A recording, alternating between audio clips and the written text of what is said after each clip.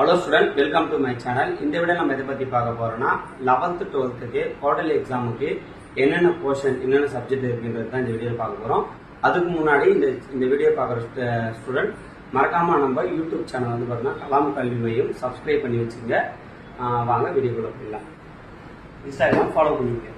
இப்போ வந்து பாத்தீங்கன்னா 11th 12th க்கு குவார்டர்லி எக்ஸாம் 2024 க்கு சிலபஸ் வந்து பாத்தீங்கன்னா தமிழ்ல 1 to 6 ஓகேங்களா, ரெண்டு பேருக்கும் 11th சேம் தான். இங்கிலீஷ்ல 1 to 4, அப்புறம் வந்து பாத்தீங்கன்னா மேத்ஸ்ல 1 to 6 ரெண்டுமே சேம் தான் 11th to 12th. ஆனா பிசிக்ஸ் மட்டும் வேரி ஆகும். 1 to 6 11th வந்து பாத்தீங்கன்னா 6.1 இருந்து 6.25 வரைக்கும் தான். ஆனா 12th வந்து பாத்தீங்கன்னா 7.1 to 7.4.49 வரைக்கும் படிச்சுதான் ஆகும். இது வரைக்கும் குவார்டர்லி போர்ஷன். அப்புறம் வந்து பாத்தீங்கன்னா கெமிஸ்ட்ரியில 11th 12th சேம் தான். First unit, second unit, third unit, fourth unit, sixth unit, seventh unit, 8th unit, 11th unit, 12th unit.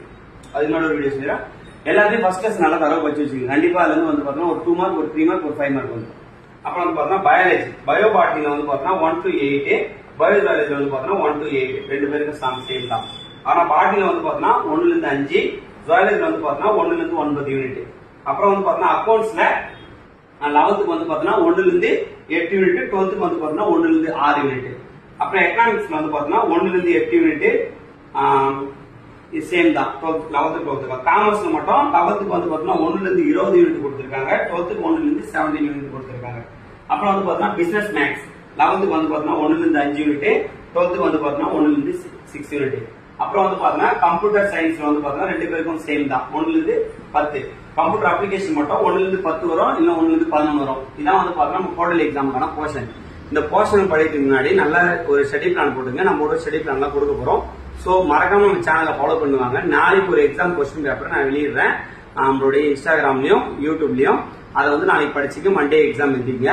இப்போ வந்து பாத்தீங்கன்னா இதுல ஸ்டடி பிளான் சிலபஸ் வந்து பாத்தீங்கன்னா படிச்சீங்கன்னா உனக்கு half ஆஃப் த போர்ஷன் வந்து பாத்தீங்கன்னா பப்ளிக் கம்ப்ளீட் ஆயிடும். சோ இதுவரை படிச்சிட்டீங்கன்னா நீங்க வந்து பாத்தீங்கன்னா ஒரு 50+ மார்க் வந்து பாத்தீங்கன்னா ஈஸியா நீங்க ஸ்கோர் பண்ணிடலாம் 11th 12th. சோ வந்து பாத்தீங்கன்னா யாரும் ஒரி பண்ணிக்காதீங்க. மறக்காம நம்ம சேனலை வந்து பாத்தீங்கன்னா சப்போர்ட் பண்ணுங்க. கண்டிப்பா வந்து பாத்தீங்கன்னா நீங்க நல்ல மார்க் ஸ்கோர் பண்ணலாம். இதுவரை நம்ம கொடுக்குற கொஸ்டின் எல்லாமே ரொம்ப ரொம்ப இம்பார்ட்டன்ட் கொஸ்டின் தான் கொடுத்துட்டு வரோம். சோ அது எல்லாத்தையும் நல்லா தரவு படிச்சுட்டு வாங்க. உங்க ஃப்ரெண்ட்ஸ் எல்லாருக்கும் ஷேர் பண்ணி விடுங்க. இன்ஸ்டாகிராம்ல வந்து பாத்தீங்கன்னா கொஞ்சம் டவுன் ஆகுது. அது உங்க ஃப்ரெண்ட்ஸ் கிட்ட சொல்லி அன்ஃபாலோ பண்றவங்க வந்து பாத்தீங்கன்னா எதனால அன்ஃபாலோ பண்றீங்கன்னு தெரியல. இதுக்கப்புறம் கொஞ்சம் அன்ஃபாலோ பண்ணாதீங்க. உங்க ஃப்ரெண்ட்ஸ் எல்லாருக்கும் ஷேர் பண்ணி விடுங்க. தேங்க்யூ.